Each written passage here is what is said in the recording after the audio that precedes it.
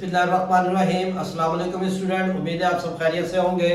आज हम new chapter start करेंगे। चैप्टर नंबर 7 है प्रॉपर्टीज ऑफ मैटर, और इसमें जो हम पहला टॉपिक डिस्कस करेंगे वो मैटर से रिलेटेड है। और इसकी जो डेफिनेशन लिखी हुई है, anything that has mass and occupy space is called matter. Matter में हम दो चीजों को देखेंगे, एक उसका मास और दूसरा हम जो है ऑक्यूपाई स्पेस से रिलेटेड इसको डिस्कस करेंगे। अच्छा, इसमें हम क्या करेंगे कि कोई भी ऑब्जेक्ट या कोई सी भी चीज जो मास रखती हो और वो स्पेस को ऑक्यूपाई करती हो तो उसको हम क्या कहेंगे, मैटर। हमारे सराउंडिंग में जितने भी ऑब्जेक्ट हैं वो सारे मैटर हैं। क्यों? क्योंकि हर ऑब्जेक्ट का मास भी होता है और हर ऑब्जेक्ट जो है वो स्पेस को ऑक्यूपाई भी करता है। आपके सामने जो एग्जाम्पल है वो मैं खुद, और दूसरा बोर्ड मार्कर, और तीसरा जो है ये व्हाइट बोर्ड, ये 3 एग्जाम्पल आपके सामने हैं। क्योंकि ये मैटर है और जो है ये इसका मास भी है, इसका मास भी है और व्हाइट बोर्ड का भी मास है। और इन तीनों ने, मैंने, बोर्ड मार्कर ने, व्हाइट बोर्ड ने, इन्होंने जो है तीनों ने स्पेस को ऑक्यूपाई किया हुआ है। तो तीनों के पास मास भी है और तीनों ने ऑक्यूपाई द स्पेस भी किया हुआ है। तो इसका मतलब ये क्या कहलाएगा, हमारे पास मैटर कहलाएगा। अब चाहे वो बिल्डिंग हो, कार हो, एनिमल्स हो, एरोप्लेन हो, व्हाटएवर, जितनी भी चीजें ये सारा मैटर है, क्योंकि इनका मास भी होता है, ये स्पेस को ऑक्यूपाई भी करते हैं।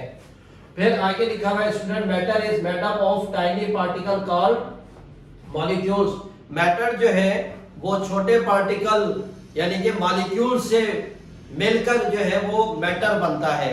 आप इसको यूं समझ लें कि मॉलिक्यूल्स जो है वो ब्रिक का काम करती है, कि जब कोई बिल्डिंग, घर बन रहा होता है तो उसमें हम क्या, किसकी मदद से बिल्डिंग बना रहे होते हैं, ईंटों की मदद से, ब्रिक्स की मदद से। तो वो ब्रिक जो है उसकी मदद से बिल्डिंग बनती है। तो ऐसे ही मॉलिक्यूल्स जो है, मॉलिक्यूल्स की मदद से मैटर बनता है। तो मॉलिक्यूल जो है टाइनी पार्टिकल है, किसका, मैटर का। तो मैटर इसके ऊपर डिपेंड करता है। फिर हमारे पास स्टूडेंट मैटर की जो है हमारे पास 3 स्टेट है, सॉलिड है, लिक्विड है और गैस है। आप में से बहुत सारे स्टूडेंट को पता भी होगा कि सॉलिड, लिक्विड, गैस, इसके क्या कैरेक्टरिस्टिक है, इसके क्या पॉइंट है। कि जिस तरीके से हम सॉलिड की बात करते हैं तो सॉलिड की जो शेप है वो रेगुलर भी हो सकती है और इररेगुलर भी हो सकती है। जिस तरीके से स्टोन है, बाहर रोड पर पड़े हुए स्टोन वो सॉलिड होते हैं लेकिन इरेगुलर होते हैं। आपके सामने ये जो बोर्ड मार्कर है और व्हाइट बोर्ड है, ये हमारे पास सॉलिड है लेकिन रेगुलर शेप में है। तो जो सॉलिड ऑब्जेक्ट होता है उसकी एक डेफिनेट शेप होगी और उसके जो अपने पार्टिकल, मॉलिक्यूल जो है वो टाइटली पैक होंगे और इनके बिटवीन डिस्टेंस मिनिमम होगा और फोर्स ऑफ अट्रैक्शन इसमें मैक्सिमम होगी। ये सारी कैरेक्टरिस्टिक किसकी हमारे पास, सॉलिड की है। तो जिसकी वजह से एक रेगुलर शेप आपको बनती हुई, ये बनी हुई नजर आएगी। सेकंड स्टूडेंट हमारे पास है लिक्विड। लिक्विड के जो मॉलिक्यूल्स है इनमें गैप थोड़ा सा ज्यादा होता है as compare to the solid molecules, क्योंकि लिक्विड के जो मॉलिक्यूल्स हैं वो स्लिपरी होते हैं और लिक्विड के मॉलिक्यूल्स एक दूसरे के ऊपर से स्लिप करते हुए आगे की तरफ फ्लो कर जाते हैं। तो जिसकी वजह से वाटर जो है डिस्पर्स हो जाता है, फैल जाता है चारों तरफ। तो ये हमारे पास इसमें जो है फोर्स ऑफ अट्रैक्शन, लिक्विड के मॉलिक्यूल्स में फोर्स ऑफ अट्रैक्शन कम होती है as compare to the solid molecules. उसकी वजह क्या है, क्योंकि इसके मॉलिक्यूल्स में डिस्टेंस है लिक्विड के और इसकी डेफिनेट शेप नहीं होती। लिक्विड को जिस बीकर में आप इस लिक्विड को डाल दें तो लिक्विड उस बीकर की शेप में आएगा। अगर लिक्विड को गिलास में रख दें तो गिलास की शेप में, लिक्विड को अगर बाउल में रख दें तो बाउल की शेप में, लिक्विड को अगर गिलास जग में रख दें तो जग की शेप में। तो उसकी कोई डेफिनेट शेप नहीं है।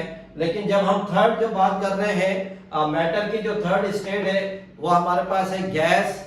और जब गैस की बात करते हैं तो गैस के मॉलिक्यूल्स में डिस्टेंस इन दोनों के मुकाबले में, लिक्विड और सॉलिड के मुकाबले में डिस्टेंस ज्यादा होता है। इसकी कोई डेफिनेट शेप नहीं होती और इसके मॉलिक्यूल्स में फोर्स ऑफ अट्रैक्शन कम होती है क्योंकि डिस्टेंस मैक्सिमम होता है। तो गैस के मॉलिक्यूल जब दूसरे गैस के मॉलिक्यूल से हिट ना कर जाए तब तक गैस के मॉलिक्यूल्स की जो डायरेक्शन है वो पर्टिकुलर रहती है। लेकिन गैस का मॉलिक्यूल जब दूसरे मॉलिक्यूल से टकराता है तो वह अपनी डायरेक्शन को चेंज कर लेता है। तो ये हमारे पास तीनों के जो हमारे पास मॉलिक्यूल्स हैं वो रैंडमली मूव करते हैं। इसमें फोर्स ऑफ अट्रैक्शन ज्यादा है, इसमें कम है, और गैस में और हमारे पास कम है। तो ये तो little bit introduction about the metal and solid liquid gas. अब हम बात कर लेते हैं स्टूडेंट मेल्टिंग, कि मेल्टिंग क्या चीज है। ये 2 लाइन में मैंने इधर लिखा भी हुआ है, conversion from solid to liquid is called melting. यानी कि जो ऑब्जेक्ट सॉलिड है और वो मेल्ट हो रहा है, और मेल्ट होके वो किस शेप में आ रहा है, किस स्टेट में आ रहा है, लिक्विड। तो जो ऑब्जेक्ट सॉलिड से लिक्विड के अंदर आएगा उस प्रोसेस को हम क्या कहेंगे, मेल्टिंग कहेंगे। Simple is that. ये हमारे पास क्या है, मेल्टिंग है। फिर इसी का जो सब टॉपिक है वो हमारे पास स्टूडेंट है मेल्टिंग पॉइंट। मेल्टिंग पॉइंट में हम क्या डिस्कस करेंगे कि मेल्टिंग पॉइंट में क्या होता है कि जो सॉलिड है, सॉलिड जो है जो लिक्विड की फॉर्म में आया है तो वो खुद तो नहीं आएगा, तो सॉलिड को हम क्या करेंगे, हीट देंगे। और जब सॉलिड को हीट हम देंगे तो सॉलिड क्या होगा, अपनी शेप को डिफॉर्म करेगा, अपनी शेप को डिस्ट्रॉय करेगा, क्योंकि सॉलिड ने हीट को अपने अंदर एब्सॉर्ब किया है।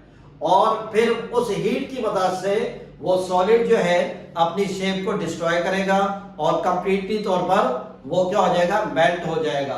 तो सॉलिड जो लिक्विड में चेंज हुआ है, जिस टेम्परेचर पर चेंज हुआ है, वो हमारे पास क्या कहलाएगा, मेल्टिंग पॉइंट कहलाएगा। फिर स्टूडेंट हमारे पास आ जाता है बॉइलिंग।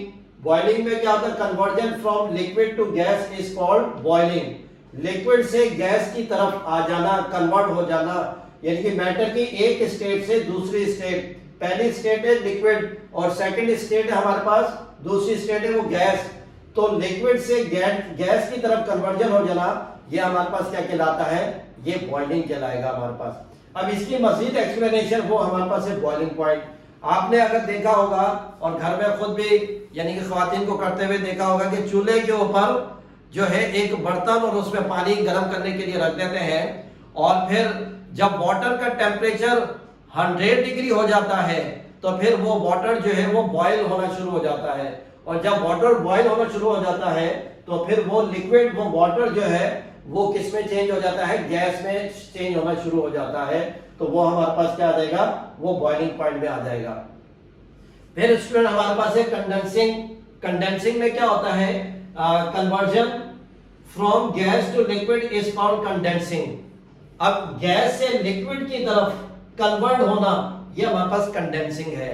जिस तरीके से सर्दियों के मौसम में हमारे एनवायरनमेंट के अंदर वाटर वेपर होते हैं, वाटर, इसकी आसान एग्जांपल है कि एक गिलास में हमने पानी लिया और कुछ क्यूब्स डाल दिए, और फिर क्या होगा, आपने देखा होगा कि उस गिलास की बाउंड्री पर बाहर की तरफ से जो है वो वाटर के छोटे छोटे ड्रॉपलेट्स हो जाते आते हैं। वो कैसे आते हैं, क्योंकि एयर में जो है वाटर वेपर होते हैं, और वो वाटर वेपर जो है जो गिलास के करीब होते हैं वो गिलास से आकर जो है वो हिट करते हैं, और गिलास की बाउंड्री के साथ उसके साथ वो जो है टच करते हैं।